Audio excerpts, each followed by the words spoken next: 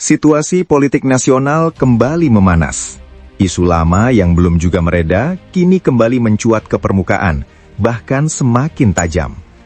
Nasib Presiden Joko Widodo disebut-sebut berada di ujung tanduk, setelah munculnya laporan dari mantan Wakil Presiden, Yusuf Kala, yang ikut menyoroti polemik yang tak kunjung menemukan titik terang. Dalam pernyataannya, Yusuf Kala menegaskan pentingnya kejelasan untuk meredam kegaduhan yang terus berkembang di tengah masyarakat. Ia mendesak agar Presiden Joko Widodo segera menunjukkan ijazahnya secara terbuka kepada publik. Langkah ini dinilai sebagai upaya penting untuk mengakhiri berbagai spekulasi yang beredar luas dan berpotensi memicu perpecahan. Menurutnya, transparansi adalah kunci utama dalam menjaga stabilitas dan kepercayaan publik. Jika polemik ini terus dibiarkan tanpa penyelesaian yang jelas, dikhawatirkan akan memperkeruh suasana dan memicu konflik horizontal di tengah masyarakat. Di sisi lain, Roy Suryo bersama sejumlah pihak yang selama ini aktif menyoroti isu tersebut, menyatakan dukungan penuh terhadap langkah Yusuf Kala. Mereka menilai bahwa dorongan untuk membuka fakta secara terang benderang adalah bagian dari upaya menjaga integritas dan akuntabilitas dalam kehidupan berbangsa dan bernegara. Roy Suryo dan timnya juga menegaskan bahwa polemik ini tidak boleh dibiarkan berlarut-larut. Mereka berkomitmen untuk terus mengawal isu ini hingga mendapatkan kejelasan yang dianggap memuaskan publik. Dukungan terhadap Yusuf Kala pun menjadi sinyal bahwa tekanan terhadap pemerintah semakin menguat. Sebenarnya sederhana persoalannya, karena saya yakin Pak Jokowi yakin bahwa punya ijazah asli. Tinggal Pak Jokowi memperlihatkan ijazahnya kan yang asli. Saya itu aja supaya ini habis waktu kita dan terjadi perpecahan di masyarakat, pro kontra kan, perpecahan, maki-makian di titik itu sifat nasional kita terganggu dengan cara itu. Jadi tinggal saya yakin Pak Jokowi mengerti bagaimana kerugian sosial kita salah 2 tahun 3 tahun. Tinggal dikasih lihat selesai. Dikasih lihat masyarakat selesai. Ya, saya yakin Pak Jokowi begitu.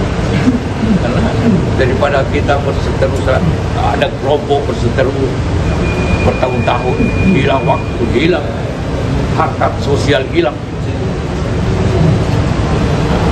Itu yang kita harapkan. Selesailah bulan ini menunjukkan ini jasa saya, selesai deh.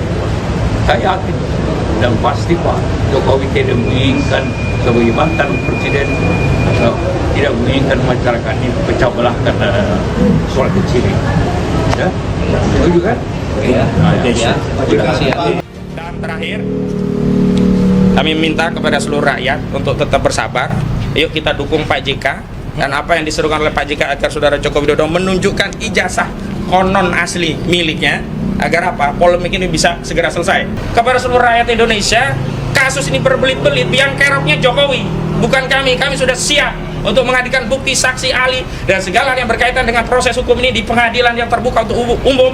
Dan kenapa motifnya? Karena kami ingin juga keyakinan yang hari ini kami yakini ijazah ini bermasalah juga dapat diyakini oleh masyarakat setelah melalui proses persidangan dan melihat langsung barang yang bermasalah itu. Kami sudah melihatnya di tanggal 15 Desember 2025 yang lalu saat gelar perkara khusus. Barangnya tidak beda. Dan terakhir, kami minta kepada seluruh rakyat untuk tetap bersabar. Yuk kita dukung Pak JK dan apa yang diserukan oleh Pak JK agar Saudara Joko Widodo menunjukkan ijazah konon asli miliknya, agar apa? Polemik ini bisa segera selesai.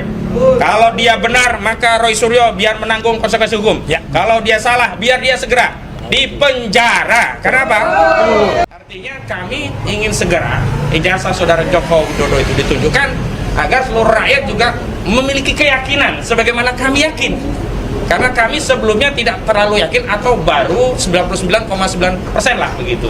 Tetapi ketika kita bisa mengakses langsung ijazah, ya ini sama persis yang kami lihat saat gelar perkara khusus. Karena itu kalau saudara Joko Widodo meyakini ijazah ini asli, tunjukkan saja kepada publik sebagaimana yang disampaikan oleh Pak JK. Dan saya setuju dengan Pak JK, kalau memang ternyata publik nanti melihat ijazah itu asli, biar perkara segera selesai.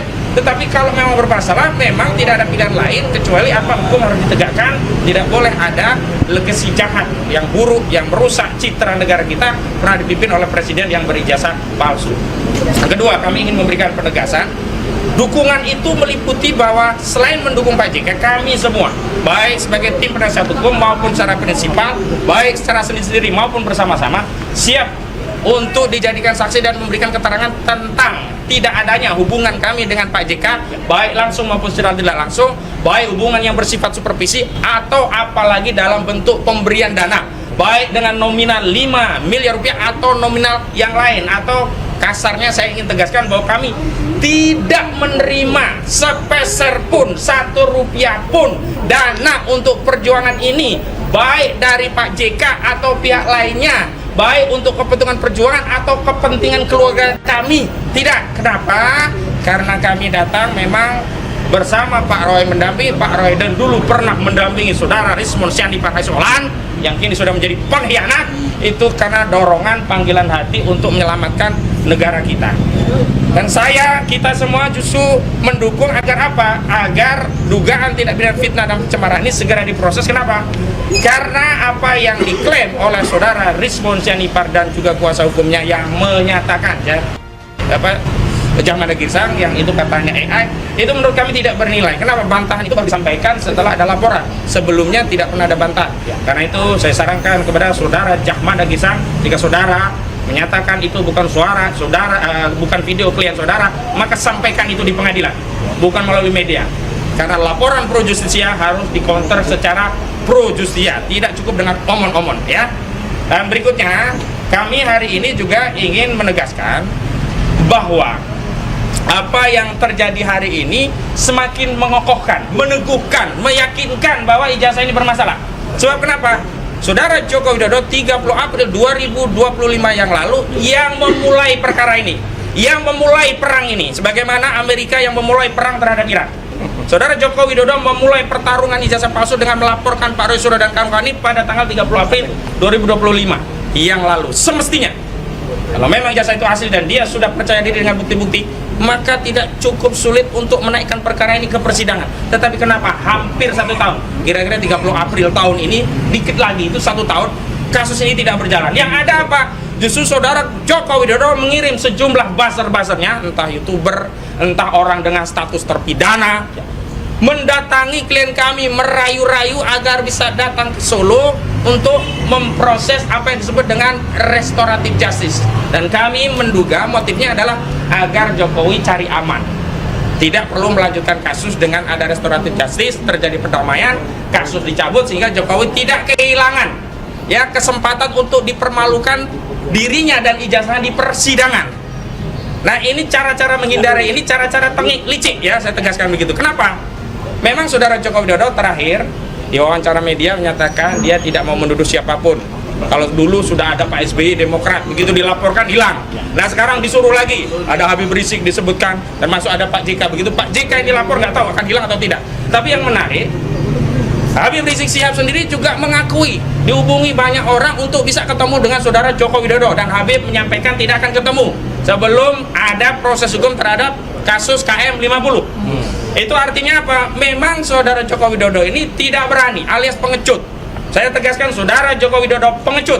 Dia hanya berusaha menjatuhkan mental Pak Roy Suryo dan kawan-kawan dengan membuat laporan polisi. Dikira setelah membuat laporan polisi, Pak Roy Suryo takut, langsung datang sowan ke Solo, nyembah, berlutut, mencium kaki Jokowi dan minta maaf, damai, dan kasusnya berhenti.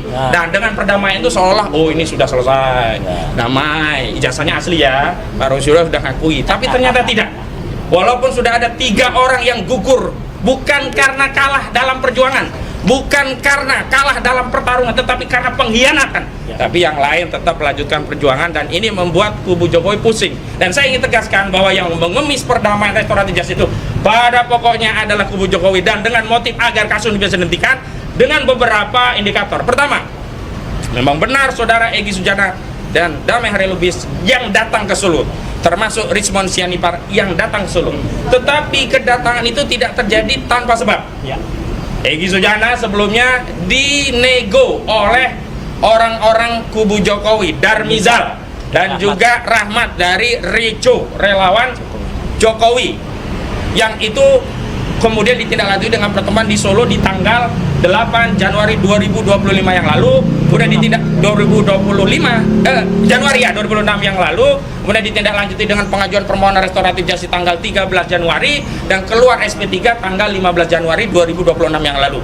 Yang kedua, saudara Rismond Sianipar itu tidak akan pernah mengajukan permohonan restoratif justice dan mengemis damai kepada Joko Widodo sebelum ada gerakan dari kubu Jokowi yang melaporkan saudara Rismond Sianipar dengan dugaan pemalsuan dokumen ijazah S2, S3 Yamaguchi di Jepangnya, termasuk dugaan pemalsuan surat keterangan kematian dirinya di universitas tersebut, yang kemudian itu ditindaklanjuti dengan apa? Deklarasi kekalahan telak dari Rismond. Dan sayangnya saudara Rismond Sianipar selain mengaku kalah pada Jokowi juga menjadi pengkhianat. Dia tidak saja damai demi fokus untuk tujuan SP3, dia juga menyerang perjuangan dari kawan-kawan yang dulu mendukung dia. Dulu kita berjuang juga untuk dia. Nah, karena itu kami simpulkan bahwa hari ini kepada seluruh rakyat Indonesia, kasus ini berbelit-belit, yang keroknya Jokowi, bukan kami. Kami sudah siap untuk menghadirkan bukti, saksi, ahli, dan segala yang berkaitan dengan proses hukum ini di pengadilan yang terbuka untuk umum. Dan kenapa motifnya? Karena kami ingin juga keyakinan yang hari ini kami yakini ijazah ini bermasalah juga dapat diyakini oleh masyarakat setelah melalui proses persidangan dan melihat langsung barang yang bermasalah itu. Kami sudah melihatnya di tanggal 15 Desember 2025 yang lalu saat gelar perkara khusus. Barangnya tidak beda. Dan terakhir, kami minta kepada seluruh rakyat untuk tetap bersabar. Yuk kita dukung Pak JK. Dan apa yang diserukan oleh Pak JK agar saudara Joko Widodo menunjukkan ijazah konon asli miliknya, agar apa? Polemik ini bisa segera selesai.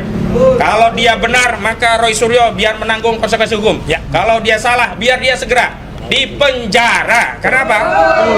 Tidak boleh seperti yang beredar di sosial media, anak-anak kecil sekarang tidak punya insentif untuk sekolah, untuk belajar. Kenapa? Ngapain capek-capek sekolah? Ngapain capek-capek belajar? Buang ijazah palsu saja bisa jadi presiden. Ngapain? Kita bisa aja beli di UGM. Nah, ini kita nggak mau yang seperti ini. Jadi jangan anggap sepele kasus ijazah palsu. Itu pengantar dari saya. Selanjutnya kepada Pak Roy Suryo yang hari ini juga wajib lapor. Silakan Pak. Langsung saya? Ya. Oke. Nanti yang lain nyusul. Baik, Assalamualaikum warahmatullahi wabarakatuh. Waalaikumsalam. Ya, saya berdiri di sini bersama dengan teman seperjuangan saya, ya, Bu Kurnia Triyohani, dan juga salam dari Pak Rizal Fadila, salam dari Mas Rustam Effendi, yang kami satu grup pembela, yaitu TAKA, itu mengaturkan salam juga dan selamat hari raya untuk teman-teman semua yang belum sempat ketemu langsung, ya. Dan juga di sisi sana ada sahabat kita juga, ya, Dr. Tifa, yang juga dibantu oleh teman-teman lawyer yang lain. Artinya gini, tadi yang disampaikan oleh Pak Ustadz Kosinudin dan teman-teman lawyer yang luar biasa di sini adalah pernah juga dituliskan oleh Mas Lukas Luarso. Nah, kayak gini nih, ya.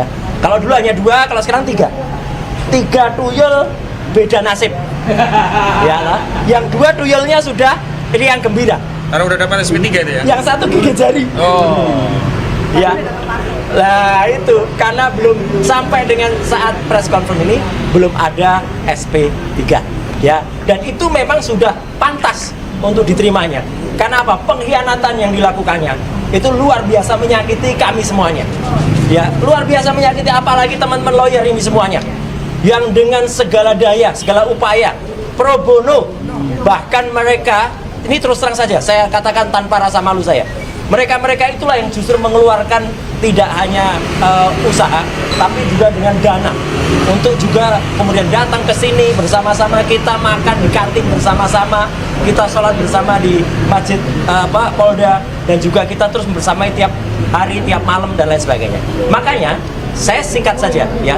Tadi yang disampaikan oleh Mas Ustadz Kosinudin sebagai koordinator tim non litigasi kami bersama dengan Pak Petrus Celestinus, koordinator litigasi, adalah kami mendukung penuh, ya, upaya pelaporan dari Bapak Wakil Presiden kita yang ke-10 dan ke-12, yaitu Bapak Muhammad Yusuf Kalla, untuk melakukan laporan, dan kemarin sudah diterima dengan di Bareskrim dengan STTL nomor 135/5/Bareskrim 2026. 135 ya STTL-nya ya LP ya sudah jadi LP ya. Bahkan memang sehari sebelumnya memang ada upaya ya untuk juga mengadukan para termun ya. Memang kemarin yang sudah tertulis dalam LP adalah nama Rismon Hasiolan Sianipar ya. Adapun tadi dikatakan, ini mohon maaf nih saya katakan sedikit ya sebagai referensi. Adapun kemudian dikatakan itu kan hanya AI ya. Yang memastikan itu artificial intelligence atau tidak itu biar nanti penyidik. Ya, tidak boleh kita kemudian memastikan itu AI atau tidak. Karena maupun itu AI, apa yang dilakukan Pak JK itu adalah sudah benar. Dilaporkan dulu. Ya, karena Pak JK sendiri mengatakan, saya nggak tahu itu AI atau tidak. Kini, publik menanti langkah apa yang akan diambil oleh Presiden Joko Widodo. Apakah akan memilih untuk membuka semua fakta guna meredam polemik, atau justru membiarkan isu ini terus bergulir dengan berbagai spekulasi yang semakin liar? Yang jelas, situasi ini menjadi ujian besar bagi kepemimpinan nasional. Di tengah derasnya arus informasi dan opini, keputusan yang diambil akan sangat menentukan arah kepercayaan publik ke depan.